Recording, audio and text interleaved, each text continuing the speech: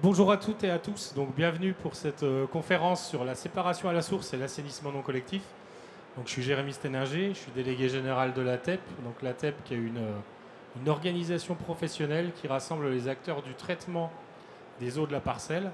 Donc on est particulièrement actif dans tous les domaines de séparation à la source, assainissement non collectif, gestion durable et intégrée des eaux pluviales à la parcelle et tout ce qui est valorisation des eaux du bâtiment et de la parcelle. Mais on est là spécifiquement aujourd'hui pour vous présenter une conférence sur l'assainissement non collectif.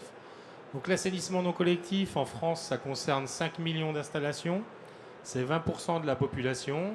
C'est une compétence de contrôle des installations qui est une compétence obligatoire des communes depuis la loi sur l'eau de 92, qui a ensuite évolué avec la loi sur l'eau et les milieux aquatiques en 2006, puis la loi Grenelle, qui a renforcé cette mobilisation importante des communes et de leurs groupements sur cette thématique. Donc, anciennes, mal entretenues, parfois défectueuses, ces installations, elles peuvent causer des nuisances et considérer un danger pour la santé des personnes, mais également des risques de pollution de l'environnement. Afin de prévenir ces pollutions diffuses et d'accompagner les propriétaires, les collectivités peuvent réaliser les travaux d'assainissement non collectif et notamment les inciter et les aider au travers de dispositions de réhabilitation groupée avec des aides des agences de l'eau ou parfois des conseils départementaux. Et un des premiers points de cet assainissement non collectif, c'est d'avoir le service de contrôle qui s'appelle le SPANC, le service public d'assainissement non collectif. Et ce service public d'assainissement non collectif, une des premières étapes qu'on peut mettre en place, c'est commencer par faire un état des lieux de son SPANC. Quand on est élu, là on va avoir de nouveaux élus qui vont arriver.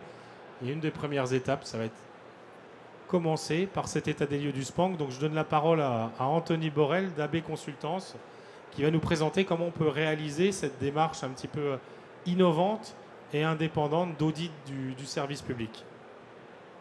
Merci Jérémy. Bonjour à toutes, bonjour à tous.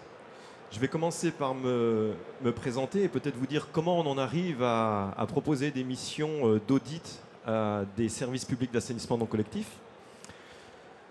Donc, j'ai une expérience d'un peu plus de 25 ans dans le domaine de l'assainissement non collectif où j'ai ventilé ces années entre la fonction publique territoriale et le secteur privé. Et lorsque j'ai souhaité, lors de ma dernière expérience, revenir au sein d'une communauté de communes, les élus souhaitaient moderniser l'exercice de la compétence assainissement non collectif, puisque les retours terrain n'étaient pas très bons. En tout cas, les usagers voyaient plus en ce service un service obligatoire. Certains parlaient même de raquette. Donc l'idée a été avec les élus de proposer une autre approche, tout en restant dans la réglementation. Et c'est cette démarche qui a pris quand même presque 2 ans, qui m'a donné des envies de la répliquer, de la proposer aux collectivités pour les accompagner. Et donc aujourd'hui, je vais vous présenter la démarche de l'audit au niveau du SPANC. Alors, au niveau de la présentation, je vais vous prendre le temps de vous expliquer ce concept de SPANC 2.0. Vous verrez qu'il n'y a rien de high-tech, rien de digital. Ensuite, vous présentez cette démarche d'audit, les objectifs, la méthodologie, le planning, comment s'organise cette mission, les livrables, et puis ensuite un temps d'échange si vous avez des questions sur cette démarche.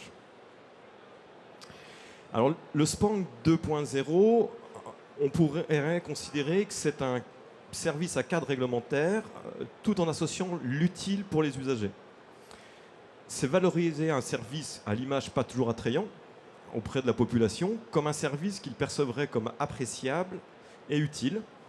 Donc l'idée, c'est de répondre tout simplement aux attentes des besoins des usagers. Ça devrait être le fil conducteur, je dirais, de tout service public.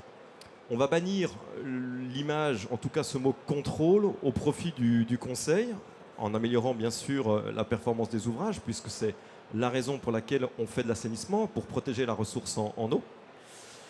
Également, décloisonner ce métier de technicien ANC, vraiment axé sur le traitement des eaux usées, pour petit à petit aller sur du conseil, sur la récupération d'eau de pluie notamment, qui est une des demandes des usagers. Vous le verrez quand je vous présenterai rapidement les enquêtes de perception. Alors, Le Spank 2.0, j'ai envie de dire, c'est pas qu'une innovation. C'est un concept qui a été testé, validé, adopté. J'ai envie de vous dire, 4 ans d'expérience l'ont prouvé. Et pour que vous ayez un ordre d'idée, le contexte de cette collectivité, c'était une communauté de communes de 54 communes, une population globalement de 20 000 habitants, un parc d'assainissement non collectif de quasiment 4000 installations, avec un enjeu très fort, puisque quasiment 50% de la population était concernée par l'assainissement non collectif. Un Spank 2.0, ça donne quoi en résultat? On passe d'un taux de satisfaction de 27-28% à 68%, donc 4 ans après. Et cerise sur le gâteau, avec le coût de la redevance qui a été multiplié quasiment par 2 pour certains de ces contrôles. Donc quand on dit que les usagers ne sont pas prêts à payer plus cher, ça reste encore à prouver si le service est à la hauteur de la prestation.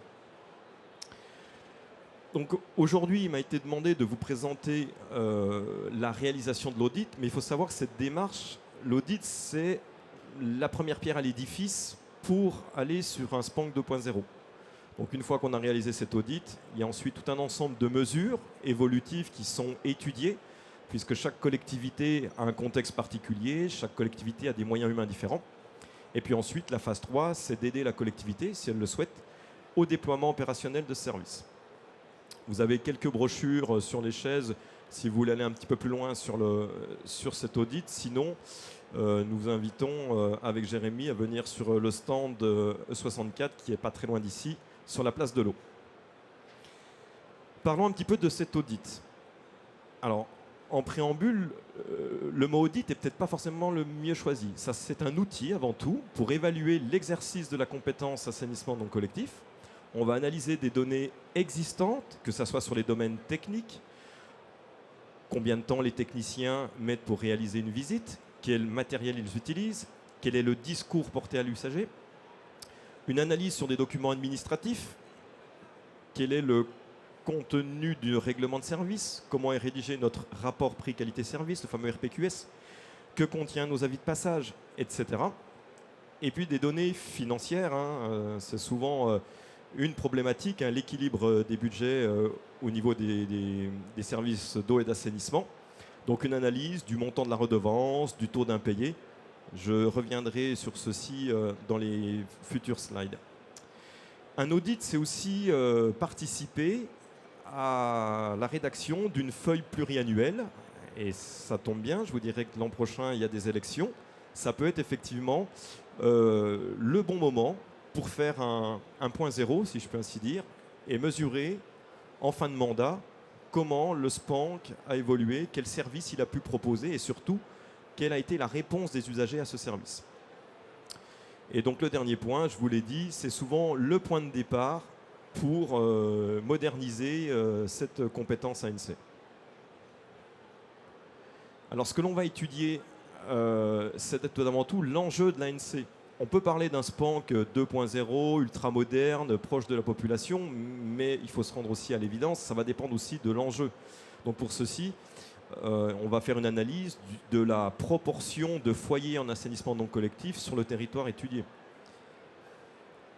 La qualité du service rendu, elle sera principalement appréciée via une enquête de perception, directement au niveau des usagers. Donc c'est une enquête téléphonique. Là aussi, je vous détaillerai comment elle est faite, quelles sont les questions qui sont posées aux usagers.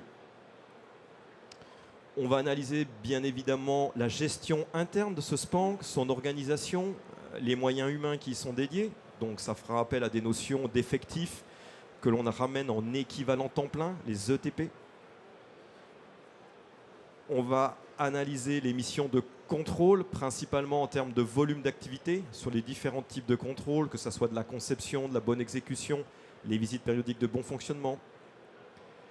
Une partie financière, donc le budget, notamment avec cette approche sur le montant des redevances. Il y a trop de Spank qui me disent on n'équilibre pas, mais avant même que le technicien parte de la collectivité, ils sont déjà perdants. C'est-à-dire que le coût ne peut pas couvrir le temps trajet, le temps terrain et le temps administratif. Et puis ensuite, dans les objectifs de cette étude, on termine par les points forts, les recommandations, avec ce qui doit être bonifié, ce qui doit être conservé, et puis des perspectives d'évolution. La méthodologie, donc l'audit est fait en tout et partie sous le territoire, ça dépend avec des collectivités, notamment des collectivités qui auraient plusieurs délégataires et qui souhaiteraient auditer qu'une partie du territoire. Une des règles quand on fait un audit, c'est toujours la même personne du début à la fin, avec un œil impartial et indépendant, ça c'est important. Comment se passe cet audit qui en général dure entre 4 et 5 mois? Il y a plusieurs phases. La première, c'est de se rendre dans la collectivité et de passer du temps avec tout le personnel rattaché de près ou de loin au SPANC. On pense bien évidemment aux agents de terrain, les techniciens, techniciennes. On aura aussi l'assistante administrative ou les assistantes administratives, la personne qui encadre le service, les élus. Ensuite, on va collecter toutes les données. Quand je dis les données, ça va être du règlement au RPQS, au rapport d'activité, au courrier type, aux avis de passage, bref, tout ce qui émane du SPANC. On va les traiter, on va les analyser et puis ensuite on va les restituer. Dans la procédure qui est utilisée, elle est essentiellement basée sur les données qui nous sont transmises. C'est-à-dire que lorsqu'on nous annonce un parc d'installation de 2000 dispositifs, on ne peut pas, dans ces 4 mois, aller dans les 2000 maisons, vérifier si elles sont bien, elles relèvent bien ou non de l'ANC. Donc, je le dis, puisque ça, c'est aussi important, s'il y a des informations qui sont transmises totalement fausses, automatiquement, l'audit sera faussé. Alors, dans l'analyse des données, on a l'analyse du bâti et de la population. Ça, c'est important pour définir les enjeux. Les missions, donc notamment volume d'activité, moyens humains rattachés. Est-ce qu'il y a oui ou non des compétences optionnelles? Je pense à la compétence vidange. Comment elle est assurée? Quel est le nombre de mètres cubes collectés? Les documents administratifs, je vous en ai parlé, ça repose principalement sur ces 3 ou 4 documents. Règlement de service, rapport prix qualité service, rapport d'activité ou rapport d'activité du délégataire lorsque la gestion a été confiée à des délégataires ou des prestataires, avis de passage, rapport de visite, etc. L'analyse financière, donc le principal document à, je dirais, étudier, ça reste le budget, mais on va quand même creuser sur les taux d'impayés et les montants des redevances. Et puis, l'analyse du ressenti, qui est à mon sens très important. Je dis souvent, moi, auditeur, je peux passer à côté de quelque chose. En revanche, la population, elle, ça ne trahit pas. C'est-à-dire qu'elle aura un retour sur le service qui lui est apporté. Alors, si on commence par l'analyse du bâti, bon, on a une vingtaine de minutes, donc je ne peux pas vous restituer entièrement, mais globalement, ce que l'on cherche à savoir, c'est ventiler le parc d'installation par commune. Pourquoi? Parce que l'audit, ça va aussi relever l'enjeu de l'assainissement non collectif. En fait, c'est le nombre de foyers en assainissement non collectif, plus la population concernée, qui vous définit votre enjeu. Et pour rappel ou information, en France, on considère que l'ANC représente 20%, un Français sur 5. Lorsque vous avez des collectivités, comme je vous ai dit auparavant, pour celle qui est passée de 27 à 78% de satisfaction, l'enjeu 50%. Vous voyez, donc là on est largement au-dessus des enjeux de l'enjeu national, ce qui peut effectivement pousser, en tout cas on peut comprendre pourquoi une collectivité va déployer des moyens un peu plus supérieurs à un SPANC standard. L'enjeu aussi sur l'ANC, c'est d'étudier la représentativité, ou on appelle ça aussi le poids stratégique de l'ANC par commune. C'est-à-dire, ça va illustrer pour chacune des communes de la collectivité quel est son poids en termes de parc d'ANC. Donc voilà, ce genre de graphique illustre bien. On voit les communes qui vont peser, peut-être en tout cas, sur les décisions, sur la politique ANC. Et ça, c'est aussi intéressant. Avoir un parc de 2000, 3000, 4000 installations, certes, mais comment sont ventilées ces 4000? Est-ce qu'on a réellement des communes qui sont 100% d'ANC ou est-ce que d'autres ont qu'un petit volume?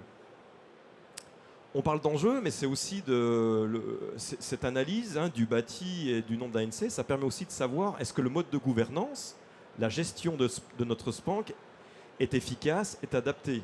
Selon le nombre d'installations, vous avez des modes de gestion qui s'adaptent plus facilement entre la régie, la prestation et la délégation de services. Quand on a analysé le bâti, on peut analyser les missions. Alors là, je vous ai mis un graphique, hein, c'est le volume d'activité. On est souvent sur les trois types de visites, hein, ce qu'on appelle le récurrent. C'est ce qui, globalement, d'une année sur l'autre, ça peut varier, mais on fait des moyennes, c'est ce qu'on appelle les impondérables. Vous aurez un nombre de permis de construire, un nombre d'examens à la conception, donc des nouveaux projets chaque année. Vous aurez chaque année un nombre de visites de bonne exécution, contrôle de réalisation, et puis vous avez les ventes immobilières. Ça, c'est intéressant, puisque lorsqu'on sait globalement à quoi s'attendre chaque année, une fois que vous avez fait ce type de contrôle, vous pourrez en déduire potentiellement le nombre de visites de bon fonctionnement que vous pouvez faire, en théorie. Parce qu'il y a toujours un fossé entre la théorie et la pratique, ça, je crois, dans tous les métiers techniques. Voilà, donc là, par exemple, sur ce graphique, je passe très vite, mais vous aviez une année 2023 qui était anormalement anormale, en tout cas sans explication. Là, les élus ont souhaité sortir cette année 2023, puisqu'elle n'est pas représentative du nombre de dossiers qu'ils ont en moyenne. Dans l'analyse des missions, on a aussi automatiquement les moyens humains, hein. On va devoir affecter le bon nombre de moyens humains. Et donc, une fois qu'on sait les moyens dont on dispose, ça c'est pas très compliqué. Le plus complexe, c'est de les estimer pour la mission, à savoir aussi bien du temps technique, du temps administratif que du temps d'encadrement. Et puis derrière, ça peut découler sur les enjeux en termes de recrutement. Vous savez qu'aujourd'hui, le recrutement, c'est très compliqué. L'assainissement n'échappe pas à ces pénuries de personnel. Et qu'aujourd'hui, on conseille plutôt de recruter par rapport au savoir-être qu'au savoir-faire. On considère qu'il faut plutôt avoir les agents avec la motivation, l'envie, la bonne communication. Ça reste un métier très, très axé sur la communication, plutôt que peut-être des personnes qui ont peut-être un savoir-faire, mais n'ont pas forcément le savoir-être pour aller au contact de la population. Autre analyse, quand on a parlé des missions, je vous parlais des documents administratifs. Alors, je ne vais pas tous vous les lister, mais pour que vous visualisiez ce qui peut être fait, prenons le règlement de service, qui est le document de référence. On va analyser si les rubriques qu'on appelle les rubriques clés sont bien présentes. Est-ce qu'on a tout simplement l'objet du règlement? Est-ce que des fois c'est clair, c'est pas clair? Est-ce que ce règlement précise bien la couverture du territoire? Est-ce qu'on a, en cas de recours, de sanctions, est-ce qu'on a les petites lignes qui précisent comment les usagers peuvent contester un rapport? Tout ce qui va être lié sur les délais, sur comment contacter la collectivité. Bref, vous avez des critères qui sont obligatoires et quand ils ne le sont pas, ben vous savez que le règlement, c'est ce qui va faire preuve, je dirais, en cas de litige, en cas de jugement. Et automatiquement, dès lors qu'il manque une de ces informations, la collectivité peut être en danger. Donc un audit, c'est aussi ça. Un règlement, ça se révise et on se rend bien compte que des collectivités les ont eu créées à la naissance du SPANC. La réglementation a parfois évolué, le règlement ne l'a pas fait, n'a pas suivi. Dans l'analyse financière, on va surtout s'intéresser à ce qu'autorise vraiment la loi. Est-ce que déjà on respecte les principes du Code général des collectivités territoriales avec une redevance qui est due après service rendu? On a souvent cette coquille qui est faite, c'est-à-dire une annualisation systématique de la redevance ANC. Or, il faut savoir que c'est interdit. On ne parle pas d'annualisation, mais on peut parler d'un échelonnement. Et encore, faut-il que cet échelonnement soit proposé de manière exceptionnelle. Vous ne pouvez pas imposer annuellement la redevance ANC. Je vous dis ça, mais dans plus de 50% des cas, c'est fait. La semaine dernière, en formation, sur 6 collectivités différentes, 3 pratiquaient l'annualisation. Et puis avec des tarifs qui sont exprimés plutôt TTC, ou plutôt, je devrais dire, net de taxes. Voilà, dans l'analyse financière, je voulais mettre aussi ce graphique. Alors, à prendre avec pincette parce qu'on est en 2025, on s'approche quand même de 2026, et que les tarifs que vous avez, qui étaient des moyennes nationales des prix pratiqués par les SPANC, il a fort à parier que ces tarifs ont augmenté. On avait en fait des tarifs de 2016, puis 2020. Il faut savoir qu'entre 2016 et 2020, l'ensemble des tarifs a pris en moyenne 43%. Alors, je ne vous dis pas qu'en 2025, il faudrait rajouter plus 40%, mais fort à parier que ce n'est plus les tarifs de 142 € pour un diagnostic en cas de vente immobilière ou 143 €. Et je vous ai mis à droite des tarifs de SPAN qui ont opté plutôt sur du 2.0 avec une qualité de service un peu plus élevée, mais des coûts aussi plus importants.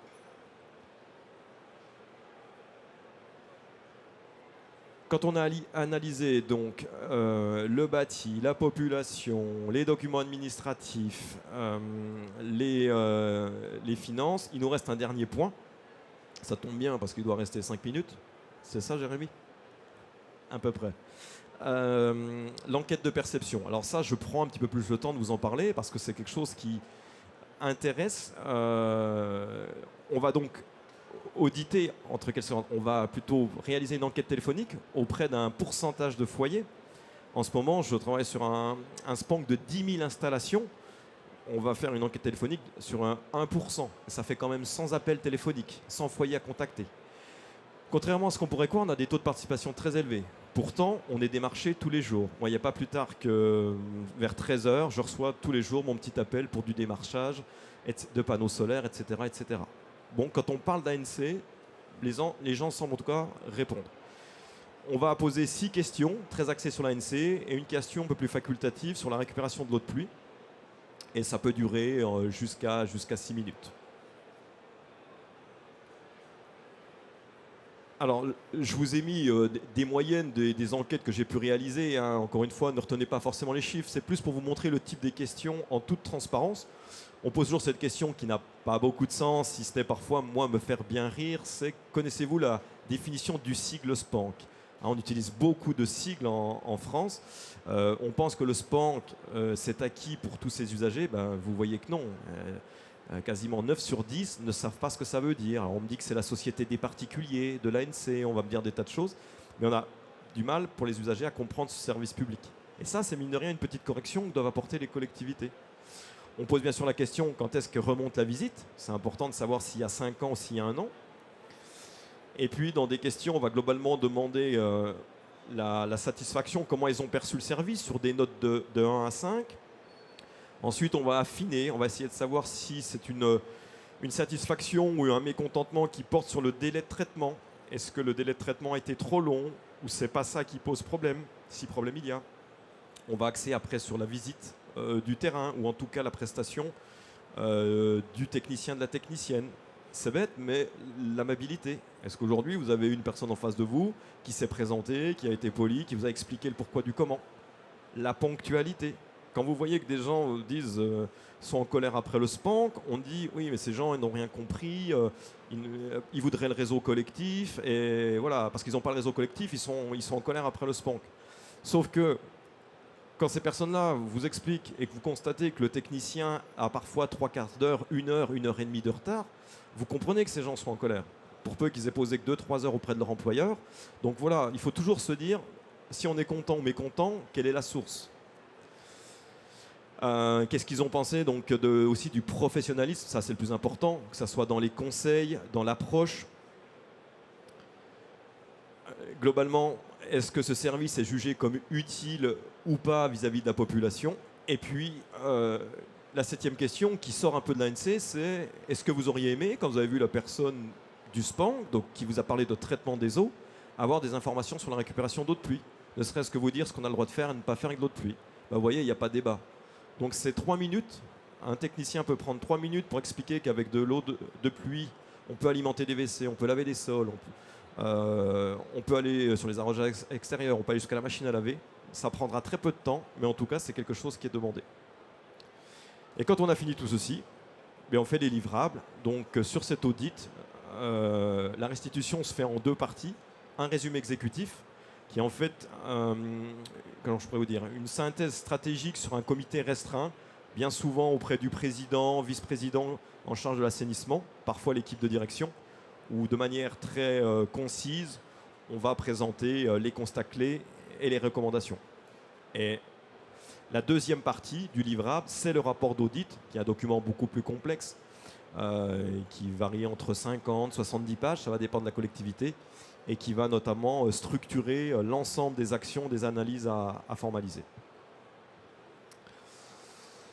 Voilà, alors je vous ai mis quelques pages d'audit, hein, des analyses du règlement de service, des indicateurs de performance, des recommandations budgétaires, des taux d'impayés. Passage en France, la moyenne nationale en ANC, c'est entre 3,5 et 4% d'impayés pour l'ANC, etc., etc. Voilà ce que je voulais vous dire de manière très très synthétique. J'ai même dépassé un petit peu, je m'en excuse Jérémy. Est-ce que vous avez des questions ?